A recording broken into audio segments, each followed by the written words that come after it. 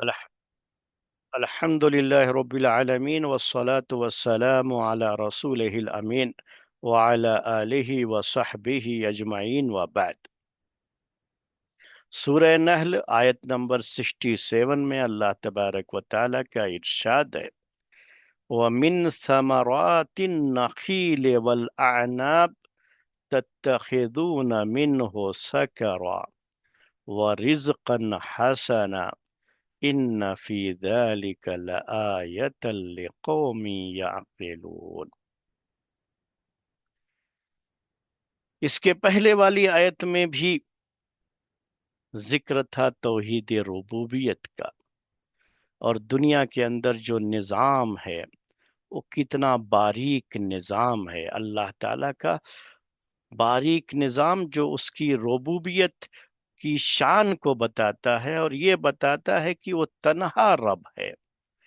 تو اس میں چوپایوں کا ذکر آیا تھا، جانوروں کا ذکر آیا تھا، اور ان جانوروں کے پیٹ میں سے کس طرح سے خالص دودھ نکل کر کے آتا ہے، اور کیسے یہ خالص دودھ بنتا ہے ان کے پیٹ میں، جو انسانوں کے لیے بھی بہت ہی مفید چیز ہے، اس کا اللہ تعالیٰ نے ذکر کیا تھا، اور وہ باتیں پچھلے درس میں آئی تھی۔ اب آج کے اس درس میں کیا ہے کہ یہ درختوں پر جو فروٹ آتے ہیں، ان کے یہاں کثرت سے جو پھل ہوتا تھا، اور جو درخت ہوتے تھے وہ تھے کھجور کے درخت۔ آج بھی وہ نخلستان کا ایریا کہلاتا ہے۔ نخلستان کا مطلب اردو میں یہی ہوتا ہے کہ جہاں کھجور کے درخت بڑی کثرت سے اگتے ہیں، اور بڑی کثرت سے کھجوروں کی پیداوار ہوتی ہے، اور بڑی عمدہ کھجور ہے۔ تو نخیل کہتے ہیں عربی زبان میں کھجور کے درختوں کو۔ اس کے بعد والعناب کہا گیا اس آیت کے اندر۔ عناب، یہ عنبن عربی زبان میں اصل کھجور، یہ انگور کو کہتے ہیں، اسی کی جمع ہے عناب، اور عناب سے مراد یہاں پر جو ہے یہ انگور کے درخت ہیں۔ انگور کے جو درخت ہوتے ہیں اصل میں یہ اس کی جو ہے وہ بیل جو ہوتی ہے نا، وہ بہت پھیلتی ہے انگور کی، اور درختوں پر ہی یہ بیل پھیلتی ہے ان کی، یہ انگوروں کی۔ اگر کبھی انگور کی کھیتی کہیں آپ نے دیکھی ہو تو آپ کو اس کا اندازہ ہوگا۔ تو بہرحال اب یہاں دو چیزوں کا ذکر ہے، اور یہ کیا چیز ہے یہ کہ جو فروٹ آپ کو آتے ہیں، ایک تو کھیتیاں بھی ہوتی ہیں، لیکن کھیتی کا یہ ہے کہ بھئی زمین میں ہل چلاؤ، پھر اس کے بعد جو ہے بیج ڈالو، پھر پانی کا بہت زیادہ حساب کتاب، بیچ بیچ میں اس کی صفائی وغیرہ کے، گھاس پھوس وغیرہ نکالنے کے، تو بڑی محنت بھی کرنی پڑتی ہے کسانوں کو۔ حالانکہ وہ بھی اللہ تعالیٰ کی توحید کی ایک بڑی دلیل ہے، توحید ربوبیت کی، لیکن یہ درختوں سے جو فروٹ آتے ہیں، جو ہم بڑے شوق سے کھاتے ہیں، اور کوئی زیادہ محنت نہیں، بس درخت کو لگا دیجئے، اور یہ پلانٹ جب جو ہے بڑے ہوتے ہیں، پودے جب بڑے ہو جاتے ہیں اور درخت کی شکل اختیار کر لیتے ہیں، تو کس طرح سے اس میں ہر سال فروٹ آتے ہیں، کبھی اس کے بارے میں بھی غور کرو۔ یہ بھی تو اللہ تعالیٰ کی توحید کی نشانیاں ہیں۔ تو یہاں کھجور کے درخت اور انگور کے درختوں کی بات، اور ان کے پھلوں کی، یعنی کھجور اور انگور کا ذکر ہے یہاں پر۔ تو یہ بتایا تھا میں نے آپ کو کہ خاص طریقے سے یہ ذکر کیوں کیا گیا ہے کہ یہ ہی ان کے زمانے میں اس علاقے میں کثرت سے پائے جاتے تھے، ورنہ تو ہمارے یہاں اگر رہے، جو ہے ہندوستان میں اگر یہ بات کہی جائے نا، تو آپ یہ آم کے بارے میں کہہ سکتے ہیں کہ جو ملک الفواکہ عربی والے کہتے ہیں اس کو، یعنی ہندوستان کے لحاظ سے، ہندوستان میں اس کو پھلوں کا راجا کہا جاتا ہے آم کو۔ تو آم، جو درخت پر آم آتا ہے نا، اس کے بارے میں غور کر کے دیکھو کبھی، سوچو جو ہے کہ کس طرح سے یہ آم درختوں پر آتا ہے۔ اللہ تعالیٰ کی قدرت اور اس کی ربوبیت کا کتنا عظیم شاہکار ہے یہ، اور کتنی جو ہے عظیم نعمت ہے جو اللہ نے ہم کو دی ہے۔ اور اگر ہم اس پر غور کریں تو اللہ کی توحید کے قائل ہو جائے۔ یہی عام جو ہے ملیح آباد جگہ ہے یو پی میں، جہاں کا دسہری عام بڑا مشہور ہوتا ہے، تو یہ لکھنؤ سے قریب ہے ملیح آباد، وہ علاقہ ہے دسہری آموں کا۔ میں وہاں کے بارے میں چیزیں جانتا ہوں، اس لیے آپ کے سامنے وہ مثال پیش کر رہا ہوں۔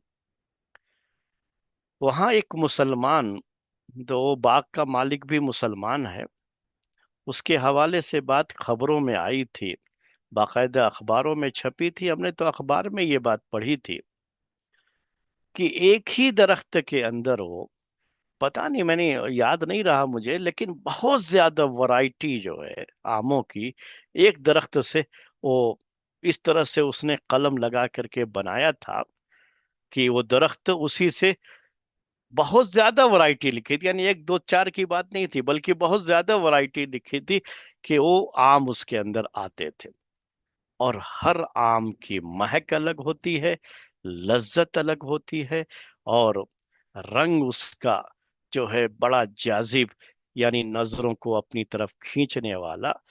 تو یہ ایک ہی درخت سے کیسے یہ پورے آم آتے ہیں وہ دکھاتا تھا لوگوں کو وہ آدمی۔ تو ہمارے یہاں اس طرح کی مثال ہو سکتی ہے، اس طرح کی چیزیں لوگوں کو سمجھانے کے لیے ہو سکتی ہیں، اور یہ قلم لگانے کا اس میں بھی ہوتا ہے، جیسے کھجور کے درختوں میں ہے نا، ویسے اس میں بھی ہے۔ تو کھجور کے درختوں میں بھی اللہ کے رسول صلی اللہ علیہ وسلم جب مدینہ ہجرت کر کے گئے تھے، تو وہاں مدینے کے جو لوگ تھے نا، ان کا زیادہ تر یہی تھا کہ وہ کھجور کے باغات تھے ان کے۔ تو کھجور کے باغات میں یہ لوگ کرتے کیا تھے نا، تعبیر نخل عربی میں اسے کہتے ہیں۔ تعبیر نخل کا مطلب کیا ہے کہ اس میں کھجور کے درخت میں بھی میل اور فیمیل ہوتے ہیں، تو میل فیمیل کو کراس کر کے درخت یہ جب یہ ہوتا ہے تو اس کے بعد اس میں جو کھجور آئے گا، جو پھل آئے گا نا، وہ بہت عمدہ ہوتا ہے۔ تو مدینے کے لوگ تعبیر نخل کرتے تھے۔ اللہ کے رسول صلی اللہ علیہ وسلم جب ہجرت کر کے وہاں پہنچے، آپ نے لوگوں کو دیکھا کہ درختوں میں یہ کرتے ہیں تعبیر نخل، یعنی میل فیمیل کو ملانے کا کام۔ یہ اردو میں سمجھنے کے لیے میں یہ بات کہہ رہا ہوں۔ تو اللہ کے رسول صلی اللہ علیہ وسلم نے کہا یہ کیا بیکار کے کام کر رہے ہیں آپ لوگ، جو کیا ضرورت ہے اس کی، وہ تو ایسے ہی پھل آئے گا ہی، اس سب کرنے کی کیا ضرورت ہے۔ تو اس میں انہوں نے کہا کہ صحابہ تھے، انہوں نے چھوڑ دیا، اس سال نہیں کیا تعبیر نخل۔ اس کے بعد جو کھجور آیا، کھجور کا پھل جو اس میں آیا، وہ بالکل ردی قسم کا کھجور، وہ وہ صحیح اچھا کھجور نہیں آیا اس سال۔ تو اللہ کے رسول صلی اللہ علیہ وسلم نے سبب پوچھا، تو انہوں نے کہا کہ بھائی آپ نے منع کر دیا تھا، ہم نے تعبیر نخل نہیں کیا، اور اس کی وجہ سے یہ کھجور اچھا نہیں آیا ہے۔ تو آپ نے کہا ارے بھائی تم لوگ اپنی دنیا کے بارے میں زیادہ جانتے ہو، انتم عالم بے امور دنیا کو، تمہاری یہ جو دنیا کے معاملات ہیں نا، یہ کھجور میں کب درخت کے اندر جو ہے اچھا پھل آئے گا، درخت کو کب جو ہے کس سے ملانا ہے، کیا کرنا ہے، کیسے ایک شاخ کو دوسرے شاخ کے ساتھ ملانا ہے، کیسے ایک برانچ کو دوسرے برانچ کے ساتھ ملانا ہے، کیا کرنا ہے، یہ تم لوگ بہتر جانتے ہو، یہ تمہارے دنیاوی معاملات ہیں، تم ان کے بارے میں زیادہ جانتے ہو۔ میرے کہنے کی وجہ سے تم نے کیوں چھوڑ دیا؟ تم جو کرتے تھے پہلے ویسے ہی کرتے رہو، یعنی ایسا نہیں تھا کہ آپ نے اللہ کی طرف سے وحی آئی تھی تو کچھ ایسی بات کہی تھی، آپ نے سوچا اپنے لحاظ سے کہ بھئی اس کی خواہ کیا ضرورت ہے۔ تو یہ جو درخت کے جو یہ نر اور مادہ، یعنی میل اور فیمیل کا جو اس میں یہ ہے کانسیپٹ ہے نا، اس زمانے میں عرب لوگ جانتے تھے۔ آج کل تو خیر سائنٹسٹ وہ بیان کرتے ہیں کہ اس میں بھی میل اور فیمیل ہوتا ہے، لیکن اس زمانے میں بھی وہ لوگ جانتے تھے اس چیز کو، چونکہ وہ تجربہ تھا ان کا، اس طرح سے وہ کرتے تھے، اور یہ پھل بھی بہت اچھا آتا تھا۔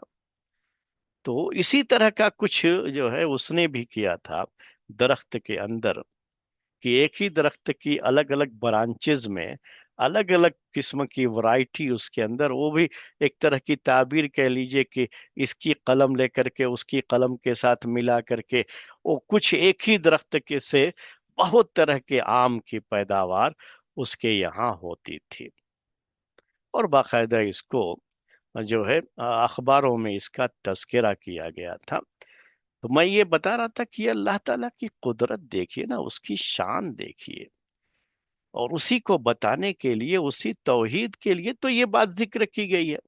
اب ان علاقوں میں کھجور کے درخت کا مسئلہ ایسا تھا کہ ہر کوئی جانتا تھا کھجور کے درخت اور کیسے کھجوریں آتی ہیں اس میں۔ انگور کی بھی کھیتی ان کے یہاں بڑی کثرت سے ہوتی تھی، تو انگوروں کے بارے میں بھی ان کو اچھی طرح سے پتا تھا۔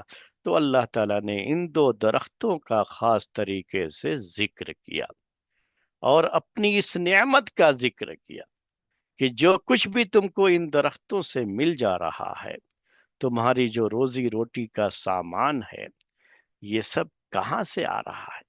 کون دے رہا ہے تم کو؟ کیا سمجھتے ہو کہ یہ خود بخود چیزیں ہو گئی ہیں، یا ان کے پیچھے کوئی ایسی ان کے پیچھے کوئی ایسی طاقت ہے جو اس پورے نظام کو چلا رہی ہے؟ ان کو غور و فکر کرنے کی دعوت دی گئی۔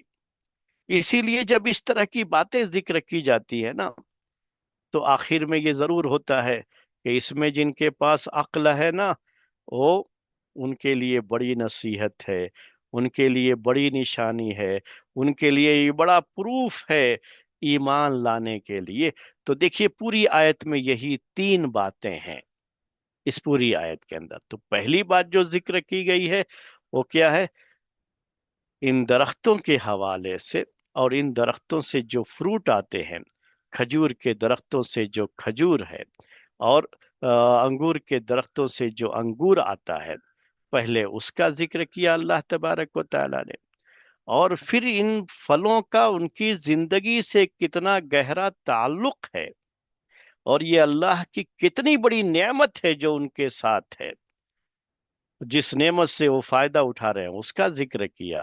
اور تیسرے نمبر پر وہی دعوت کہ اس میں پوری جو یہ پورا جو اس کا پروسیجر ہے نا، اس پر اگر آدمی غور کرے تو عقل والوں کے لیے اس میں بڑی نشانیاں ہیں۔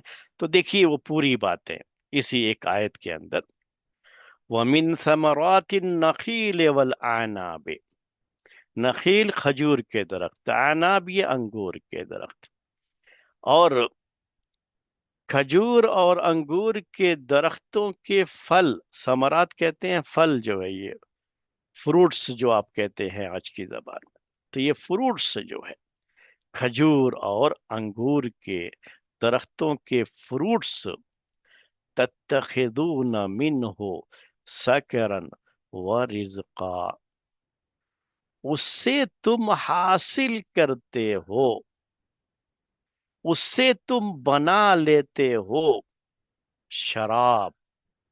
سکر عربی زبان میں کہتے ہیں نشہ کو، نشہ والی چیز، تو شراب بنا لیتے ہو۔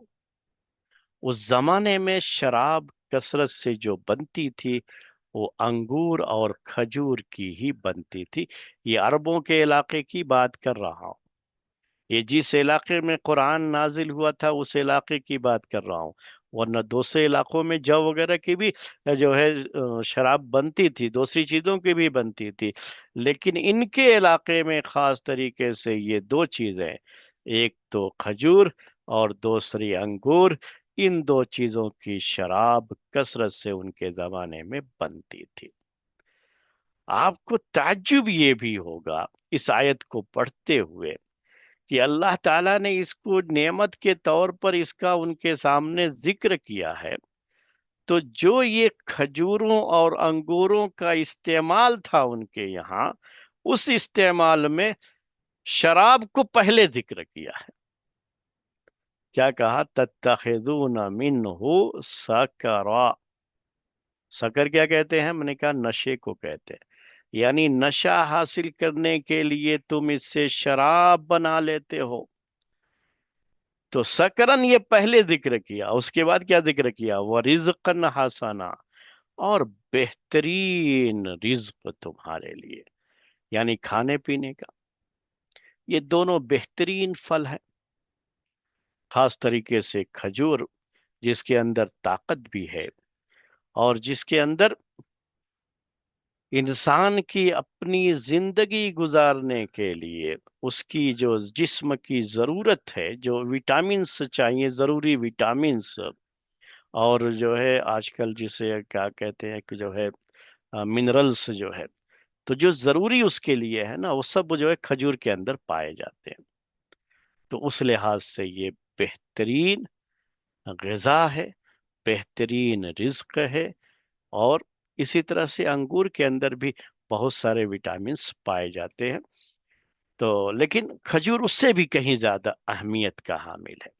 और खजूर और अंगूर में ये भी फर्क था कि खजूर उनकी ये हमेशा रहती थी, यानी जो है पूरे साल उसे वो इस्तेमाल करते थे, और खास तरीके से ग़िज़ा के तौर पर इस्तेमाल करते थे।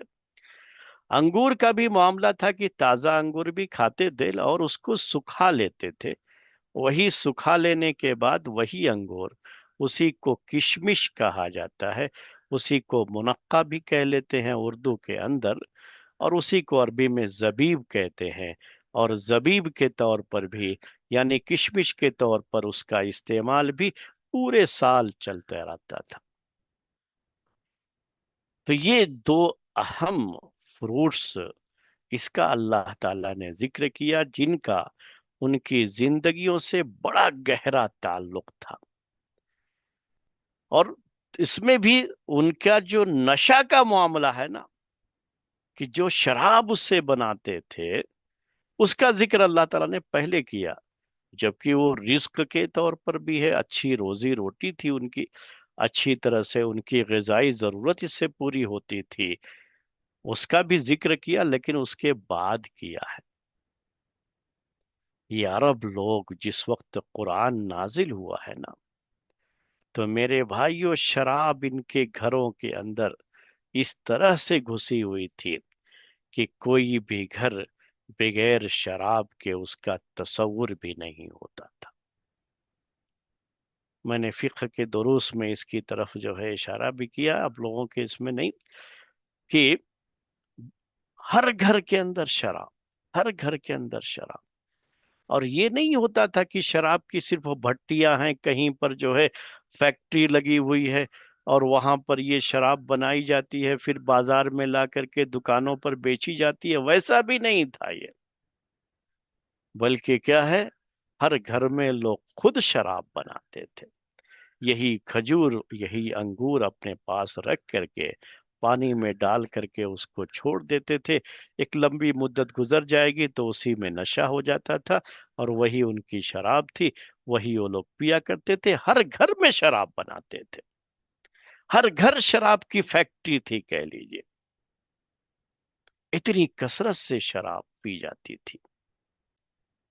और यही ताज्जुब होता है कि जब ऐसे माहौल में, जहां हर घर शराब बनाने की फैक्ट्री हो, उस माहौल में जब अल्लाह ताला का हुक्म आता है कि शराब को हराम कर दिया गया, उससे तुम बचो, और अल्लाह के रसूल सल्लल्लाहु अलैहि वसल्लम ऐलान कर देते हैं, सिर्फ एक सहाबी को भेज देते हैं, वो भी बहुत बड़ी जमात है, सिर्फ एक सहाबी को भेज देते, जाओ ऐलान कर दो। वो गलियों में ऐलान करते हैं तो लोग अपने अपने घरों से शराब के मटकों को ला करके बाहर मदीने की गलियों में शराब को बहा देते हैं उसी वक्त, और एक ही वक्त में सब शराब को छोड़ देते हैं। ये कितना बड़ा इनकलाब था दिमाग का, जहन का। और जो है किस तरह से अल्लाह तबारक व तआला ने अपने रसूल को रसूल बना करके उनके जरिए से लोगों के जहनों की जो तरबियत हुई, ऐसी तरबियत हो गई थी कि सिर्फ एक ऐलान पर सबने जो है इससे तौबा कर लिया, और अपने घरों के बाहर, अपने अंदर, घर के अंदर पाई जाने वाली शराब को भी जो है बहा दिया। आज एक मामूली सिगरेट की आदत को छुड़ाना हो किसी की, تو کہتے ہیں اتنا آسان نہیں ہے، بیڑی کی عادت چھڑانا ہو تو اتنا آسان نہیں ہے۔ ڈاکٹروں کے مسائل ہوتے ہیں، جب جو ہے کسی کے ہارٹ اٹیک کا مسئلہ ہوتا ہے اور معلوم ہوتا ہے کہ وہ اسموکر بھی ہے، تو کہتے ہیں جب تک اس کی عادت نہیں چھوٹ جائے گی تب تک یہ پریشانی رہے گی۔ اس کی عادت چھڑانا مشکل ہو جاتا ہے، اور کہیں نہ کہیں چھپ چھپا کر کے جا کر کے وہ پی لیتا ہے۔ کتنی بھی نگرانی کر تو جتنا بھی جب بھی موقع ملتا ہے تو وہ کر لیتا ہے، بڑا مشکل ہو جاتا ہے۔ تو کتنی زیادہ شراب ان کے اندر تھی، اس کا اندازہ لگائیے کہ ان کی زندگی سے کتنا گہرا تعلق تھا اس شراب کا، کہ اللہ تعالیٰ نے اس کو پہلے ذکر کیا ہے اور رزق کو بعد میں ذکر کیا۔ یعنی ان کے یہاں جو ہے ایک کھجور کو جو ایک رزق کے طور پر کھانے سے پہلے شراب کے طور پر اس کا استعمال ان کے یہاں تھا۔ کنگور کو ایک فروٹ کی طرح سے، ایک پھل کی طرح سے کھانے کے بجائے اس کا شراب جو ہے نکالنے کا جو عمل تھا، یہ ان کے یہاں زیادہ تھا اور یہ پہلے تھا ان کے یہاں، اور اسی لحاظ سے اللہ تعالیٰ نے اس کا پہلے ذکر کیا یہاں پر۔ تو ان دونوں پھلوں کی اہمیت ان کے یہاں شراب کو لے کر کے کہیں زیادہ تھی ان کی۔ دیکھیے اسلام نے کیسے ان کی مینٹالٹی کو چینج کیا، کہ اسی کو ان کے رزق کے طور پر، اور پہلے کا تو بالکل ختم کر کے صرف رزق والا حصہ باقی رکھا۔ یہ مکے میں نازل ہوئی ہیں یہ آیتیں، یہ ذہن میں رکھ لیجئے گا، پہلے مکے کے ماحول میں ہے یہ نازل ہوئی، اور شراب کی جو حرام قرار دیا گیا وہ مدینے میں حرام قرار دیا گیا۔ اس وقت یہ شراب حرام نہیں کی گئی تھی ابھی، اور ان کفار مشرکین کی زندگیوں میں شراب اندر تک گھسی ہوئی تھی، ان کے گھروں تک گھسی ہوئی تھی۔ رزق سے کہیں زیادہ وہ شراب کو اہمیت دیتے تھے۔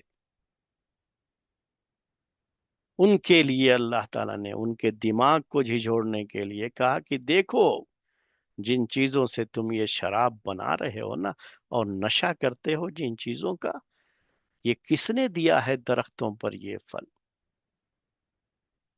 اور یہ کس کی طرف سے یہ نعمتیں تم کو ملی ہوئی ہیں؟ کون ہے جو یہ پورا نظام چلا رہا ہے؟ سوچو کبھی اس کے بارے میں۔ یہی توحید ربوبیت کی دعوت ہوتی ہے۔ وہ اللہ کو مانتے ضرور تھے میرے بھائیوں، یہ یاد رکھیے کہ وہ یہ مانتے تھے کہ اللہ نے ان کو پیدا کیا ہے، لیکن ان کی توحید ربوبیت بھی صحیح نہیں تھی۔ جب وہ مانتے ہیں اس بات کو کہ یہ ساری چیزیں دینے والا اللہ ہے،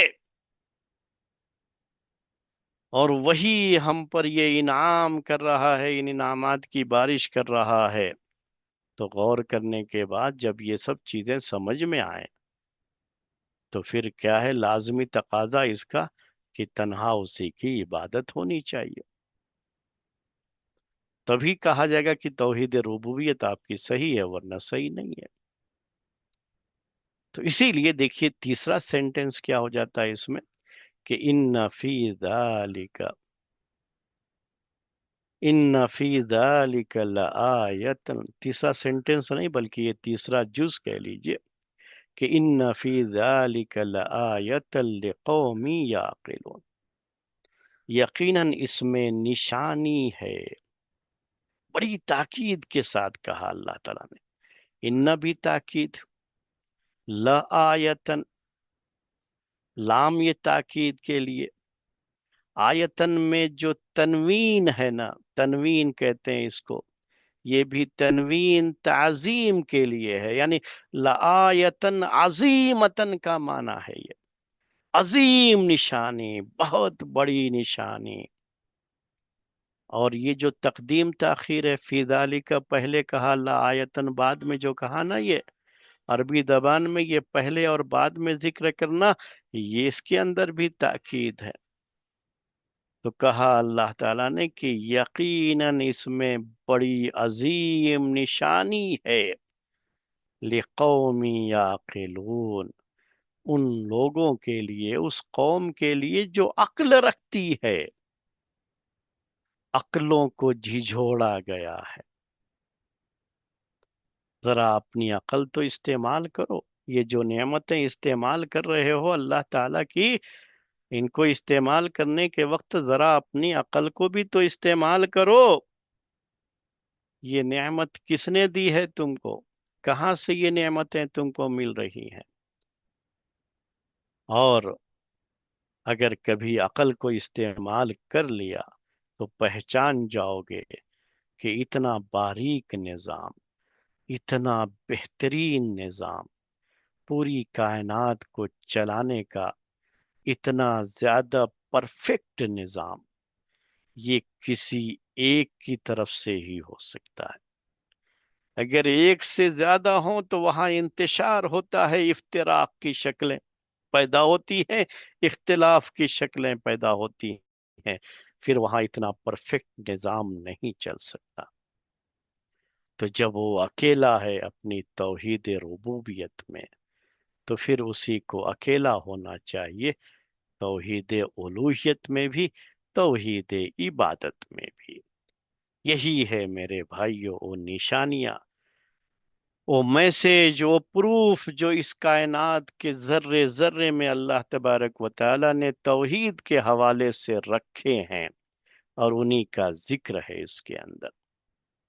اس کے بعد دیکھیے پھر آیت نمبر 68، اور بھی جو ہے، اب یہ تو پرند اس کی بات تھی، فروٹ کی بات تھی، اب یہ چھوٹے چھوٹے جو فضاؤں میں اڑنے والے یہ شہد کی مکھی، اس کا بھی اللہ تعالیٰ نے ذکر کیا، چونکہ سورہ کا نام بھی یہی ہے، سورۃ النحل، اور اسی آیت میں اب 68 نمبر پہ ہی اس کا ذکر بھی ہے۔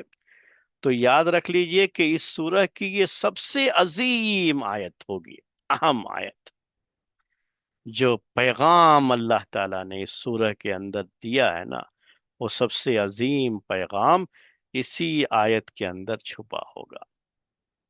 تو سورہ کا اور کوئی نام نہیں دیا گیا، سورہ نحل دیا گیا ہے، اور شہد کی مکھی کو ہی خاص طریقے سے نشانی کے طور پر اور دلیل کے طور پر لوگوں کے سامنے پیش کیا گیا اللہ تعالیٰ کی توحید کے لیے۔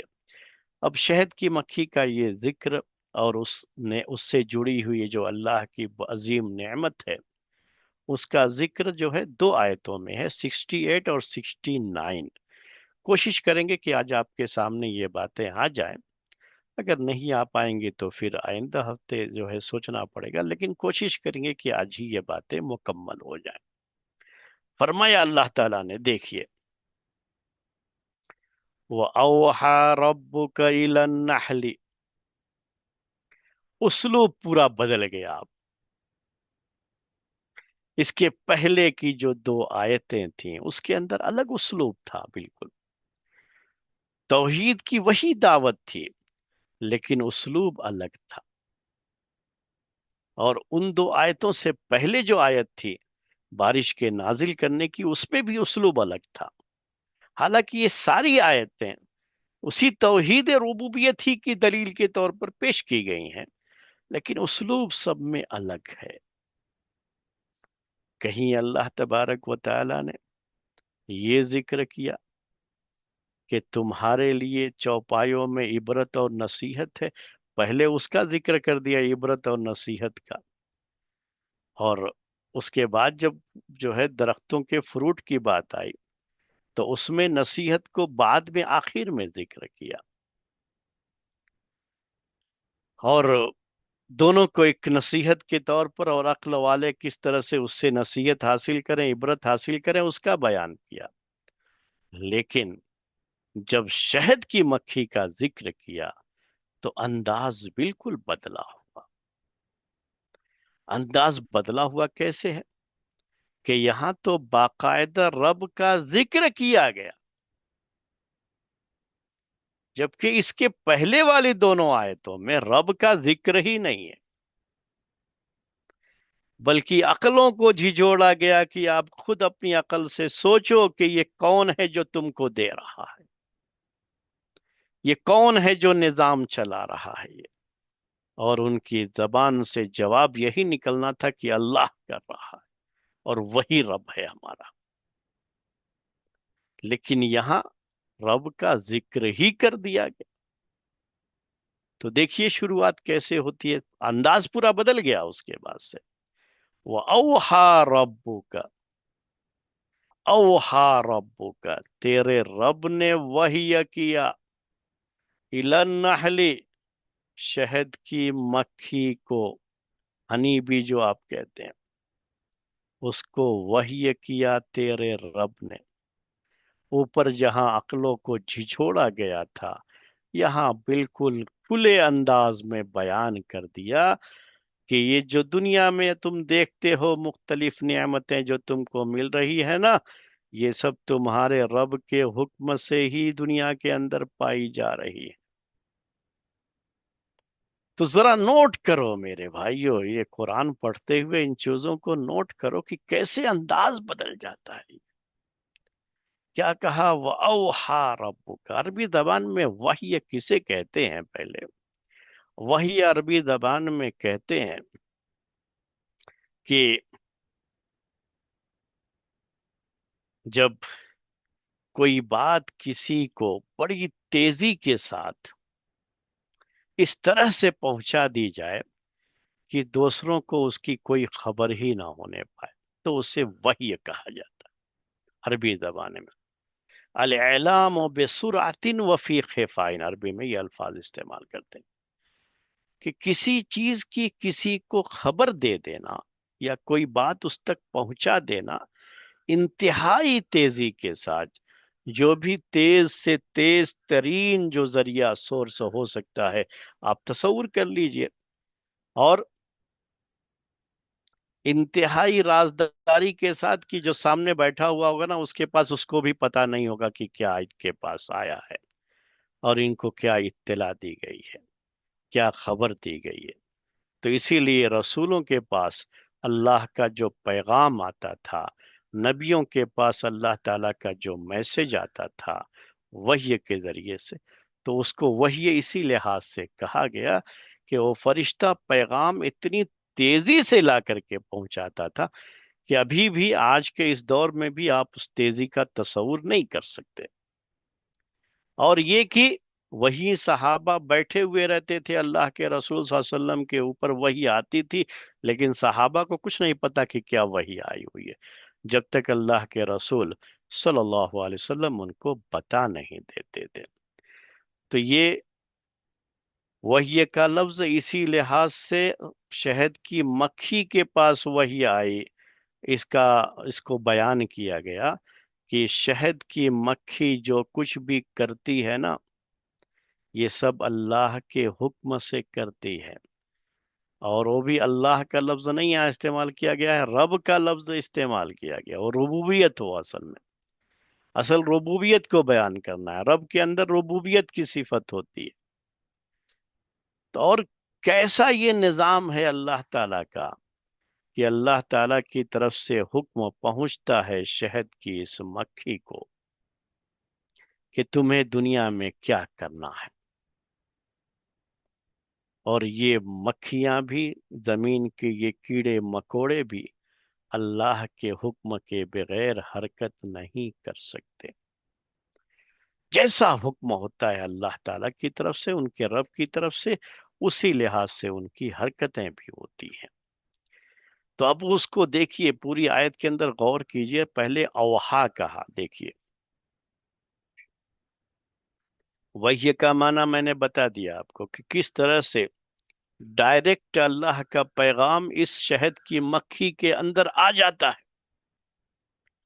اس باریک نظام کو سمجھیے پہلے کہ وہ کیسا نظام ہے اللہ تعالیٰ کا، اور اللہ تعالیٰ کی یہ ٹیکنالوجی کتنی مضبوط ہے. پھر کیا ہے؟ کیا کہا؟ رب کا کہا، تمہارا رب. اللہ بھی نہیں کہا گیا یہاں، کیونکہ توحید ربوبیت کو بیان کرنا ہے. تو تمہارے رب نے وحی کی کس کے پاس؟ النخل، ہنی بی کے پاس، شہد کی مکھی کے پاس. یہ نحل، یہ ہنی بی، یہ شہد کی مکھی یقیناً عبرت اور نصیحت کے بے شمار خزانے اپنے اندر رکھتی ہے، اگر کبھی اس کے بارے میں کوئی غور کرے، بیٹھ کے سوچے۔ تو پہلی بات جو اس کے دل میں بات ڈالی گئی وہ شہد کی مکھی کی، وہ کیا تھی کہ انتخذی من الجبال بیوتا، کہ تم پہاڑوں پر اپنا گھر بناؤ۔ پہاڑوں پر کیا، وہی جو درخت ہوتے ہیں نا، پہاڑی علاقے جو رہیں گے نا تو اس پہ درخت بھی رہتے ہیں، جھاڑیاں بھی رہتی ہیں، اور ان پہاڑی علاقوں میں آپ دیکھیں گے کہ شہد کی مکھیوں کے چھتے بہت ہوتے ہیں۔ تو اللہ تعالیٰ نے حکم دیا ہے نا اس کو کہ تم اس جگہوں کو جا کر کے انتخاب کرو اور وہاں پر بناؤ۔ اور کیا ہے، وَمِنَ الشَّجَرِ، تو پہلے تو پہاڑوں پر، پہاڑی جو علاقے ہیں وہاں گھر بنانے کا، گھر اس کا کیا ہے، چھتا ہے اس کا، وہ بنانے کا حکم دیا اللہ تعالیٰ نے، وہ وحی کیا۔ اور کیا کہا، وَمِنَ الشَّجَرِ، اور بھی درخت جو پہاڑی علاقے نہیں ہیں تب بھی وہاں اگر درخت ہیں تو درختوں پر اپنے چھتے بنا لو، لیکن یہ کم، سب سے زیادہ کہاں، پہاڑی علاقے میں۔ یہ جو ہے شہد کی مکھیوں کو اللہ تعالیٰ کا حکم ہے یہ، اور ان کو یہ جو ہے اللہ تعالیٰ کی طرف سے پیغام اور ہدایت ملی ہوئی ہے۔ پھر کیا، وہ من الشجر، درختوں، وہ مما یعرشون، اور جو لوگ اپنے گھر کی چھت بنا لیتے ہیں، اس زمانے میں چھپر بنتے تھے، تو ان چھپروں میں بھی جا کر کے اپنی چھتے لگا لو۔ تو یہ بھی کم ہوتا ہے، آبادی کے علاقوں میں بھی آپ کو شہد کی مکھیوں کے چھتے مل جائیں گے، اور درختوں پر بھی مل جائیں گے آپ کو، اور گھروں کے اندر بھی مل جائیں گے آپ کو شہد کی مکھیوں کے چھتے۔ یہ تو ایسا ہوتا ہے کہ لوگ جلدی ان کو اپنے یہاں آنے نہیں دیتے، کہ ایک دو نظر آئیں تو فوراً بھگا دیتے ہیں، ڈرتے رہتے ہیں، ورنہ تو اور زیادہ آپ کو نظر آئیں گے۔ وہ اللہ تعالیٰ نے اس کو ہدایت کر رکھی ہے کہ اس طرح سے بناؤ آپ، اور لوگوں کو اس طرح سے فائدے ہوں، تو جنرل پبلک بھی فائدہ اٹھائے گی، جو یہ آبادی کے اندر درختوں اور لوگوں کے گھروں کی چھتوں وغیرہ پہ جو چھپر ہی ہوتے تھے اس زمانے میں، تو وہاں پر یہ آج کے دور کی چھتیں نہیں ہوتی تھی، تو وہاں پر لگانے کے لیے کہا، اپنے جو ہے چھتے لگا دو، اپنے گھر بنا لو، کیونکہ اصل مقصد تو پبلک کو فائدہ پہنچانا ہے نا، ہم انسانوں کو فائدہ پہنچانا ہے نا۔ اصل مقصد تو یہ دنیا کی یہ پوری کائنات کس کے لیے بنائی گئی میرے بھائیوں، ہمارے لیے بنائی گئی ہے۔ ساری جو ہے چیزیں ہمارے لیے، قرآن میں جگہ جگہ اس کا بیان آتا ہے کہ تمہارے لیے یہ سب پوری کائنات بنائی گئی ہے، پیدا کی گئی ہے۔ تو یہ شہد کی مکھیوں کی پیدائش اور ان کا یہ چھتے بنانا، یہ کس کے فائدے کے لیے، ہمارے فائدے کے لیے، ہمارے لیے میرے بھائیوں۔ وَمِمَّا يَعْرِشُونَ، وَمِمَّا يَعْرِشُونَ، تو اب یہ صرف اس آیت کے اندر شہد کی مکھی کو جو ہدایت ہے وہ کیا ہے، چھتا بنانے کی۔ وہ چھتا بنانے کی ہدایت، اپنا گھر بنانے کی ہدایت اللہ نے دی ہے۔ وہ ٹیکنالوجی کتنی عظیم ہے کہ آج بھی اگر آپ انسانوں سے کہہ دیں کہ وہ ذرا یہ چھتے بنا دیں تو نہیں بنا پائیں گے میرے بھائیوں۔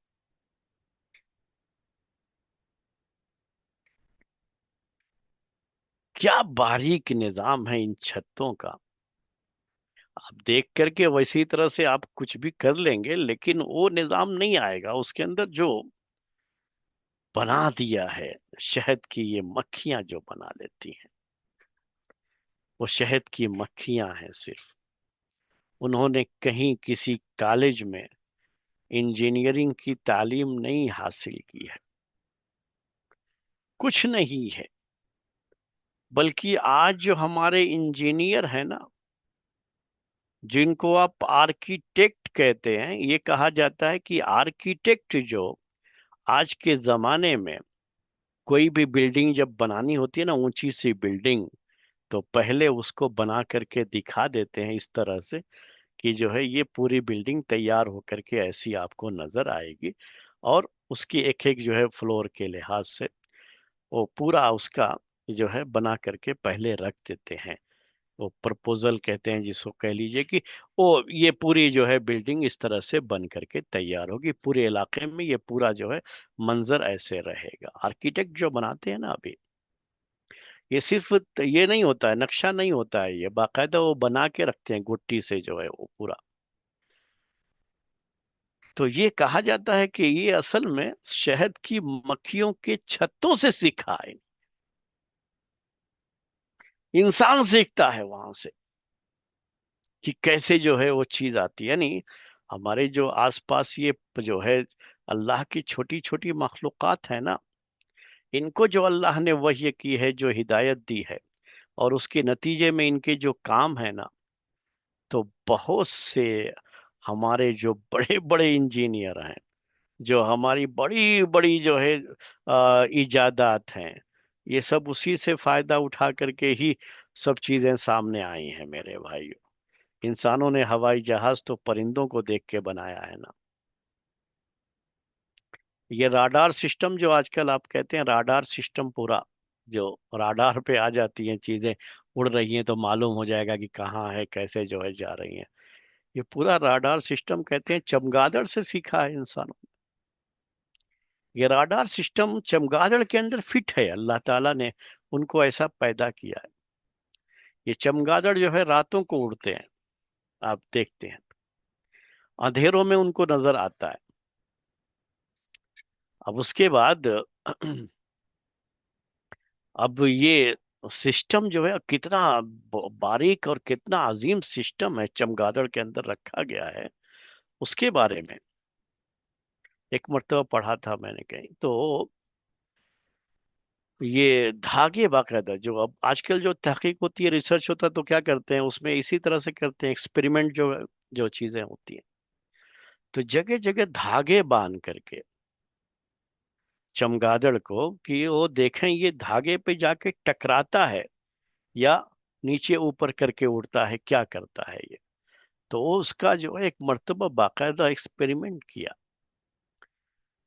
और वो धागे बांधे हुए धागों से कैसे अपने आप को बचाता है, उसको पूरा नोट किया। फिर उसके अंदर वो सिस्टम कहाँ है जिससे जो है वो पहले चमगादड़ उड़ते हुए वो पूरे सिस्टम से पहले आगे कहाँ कहाँ क्या रुकावट है वो जान लेता है पूरा। तो वो राडार सिस्टम जो बनाया इंसानों ने, कहते हैं वो इसी चमगादड़ से बना, उसी के अंदर वो सिस्टम जो है पूरा तरीके से फिट है, अल्लाह ताला ने फिट किया हुआ है। तो ये शहद की मक्खियों के अंदर अल्लाह ताला ने जो उनको वही किया, जो हिदायत की, जिस हिदायत में ये बात थी कि तुमको अपने छत्ते बनाने हैं, ये शहद की मक्खियों का छत्ता जो लटका हुआ होता है, कितना अजीम होता है, कितनी अजीम कारीगरी है उसके अंदर। कभी गौर करके सोचो उस पे, कि खुद अगर बना करके शहद की मक्खी को ला करके उसमें वो डालने का मसला आए, तो क्या हम कर पाएंगे ये। और ये कैसे बना लेती है। शहद की मक्खियों के अलावा भी हमने बात छोटे छोटे परिंदों के घोंसले देखे हैं, जो दरख्त की टहनियों से लटके हुए होते हैं, घोंसले जो है, ये जो तिनके इधर उधर पड़े रहते हैं, उसी को ला करके वो कैसे जो है वो पूरा बुन देते हैं, और कैसे वो उनका घोंसला बन जाता है जो लटका हुआ रहता है, और उसी में उनके अंडे बच्चे होते हैं।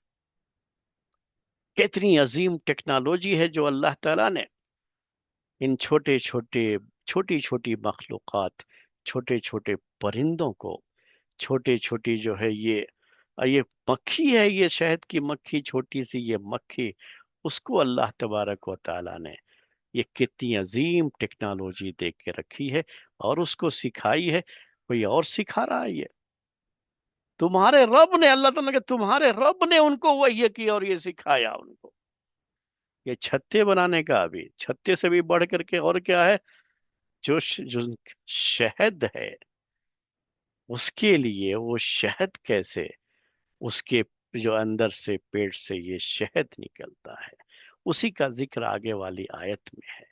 जो अल्लाह ताला की कितनी अजीम नेमत है, अपनी रबूबियत की दलील के तौर पर अल्लाह ताला ने इसको पेश किया है।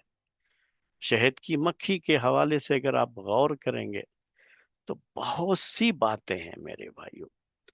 एक मर्तबा एक खातून आई थी मेरे पास, वो यहीं पे बेंगलुरु में ही वो रिसर्च कर रही थी।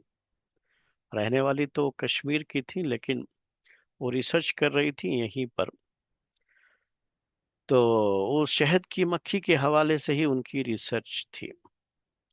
तो कुरान में या हदीसों में शहद की मक्खी और शहद वगैरह के हवाले से जो बातें हैं, वो बातें जो है मजीद मालूमात के लिए वो मेरे पास आती थी। किसी ने उनको मेरा नंबर दे दिया था, तो फ़ोन करके उन्होंने आना शुरू किया था।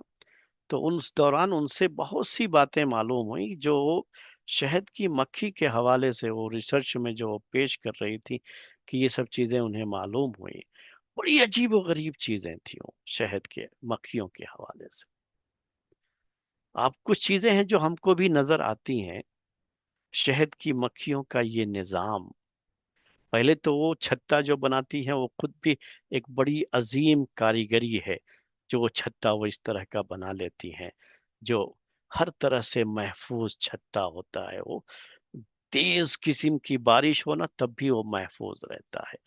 और जहाँ वो शहद वगैरह के और रहने का उसमें निज़ाम है ना, वहां तक ये बारिश का पानी नहीं पहुंच सकता। ये आज तो हम इंसान इतने पैसे खर्च करके घर बनाते हैं तो वो भी टपकना शुरू हो जाता है, वो भी ड्रॉपिंग उसमें आ जाती है। न जाने कितना वाटर प्रूफिंग ये वो दुनिया भर की टेक्नोलॉजी इस्तेमाल करते हैं, फिर भी मालूम होता है बाद में कि बाथरूम में पानी टपक रहा है तो फलां जगह पानी टपक रहा है। लेकिन इनकी कारीगरी ये कितनी अजीम है, कभी बैठ करके सोचिए। वाकई जो है दिल पुकारने लगता है कि ये सब निशानियां हैं जो तन्हा उसके रब होने की दलीलें हैं। और तन्हा वही रब है तो तन्हा उसी की इबादत भी होनी चाहिए। ये एक एक चीज मेरे भाइयों चीख चीख करके ऐलान कर रही है। बस इन चीजों को समझने की जरूरत होती है। जब भी ये सब चीजें पढ़ते हैं ना, तो ईमान में अल्लाह के फضल करम से बेतहाशा इजाफा हो जाता है। अल्लाह ताला पहले से ईमान है, आप सब लोगों का ईमान है, मेरा भी ईमान है, लेकिन मैं इसे बयान कर रहा हूं, आप इसे सुन रहे हैं ना, तो उस वक्त जो कैफियत आपकी होगी ना ये सुनने के बाद, तो यकीनन वो पहले वाला जो ईमान था उससे कहीं बढ़ गया होगा आपका ईमान। ईमान बढ़ जाता है जब इन सब चीजों को पढ़ते हैं। इसीलिए कुरान की तिलावत करने से ईमान में इजाफा हो जाता है। जो कहा जाता है ना वो यही चीज होती है। इसी तरह से कुरान की तिलावत करनी होती है, कुरान को पढ़ना होता है, समझना होता है ना, तो इससे ईमान में इजाफा होता है मेरे भाई। बहरहाल वक्त आज हो गया, ज्यादा हो गया, तो मैं बात यहीं पे खत्म करता हूँ। आगे वाली आयत रह गई अभी शहद की मक्खी के हवाले से। जो शहद शहद की मक्खी से निकलता है उसका जिक्र है आगे वाली आयत में, और उसमें हमारे लिए कितनी नसीहतें हैं उसका जिक्र है, अल्लाह ताला ने आगे बयान किया है। आगे के दर्स में इंशाअल्लाह वो बात आएगी। सुबहानक अल्लाहुम्मा व बिहम्दिका अशहदु अल्ला इलाहा इल्ला अंता अस्तगफिरुका व अतूबु इलैक।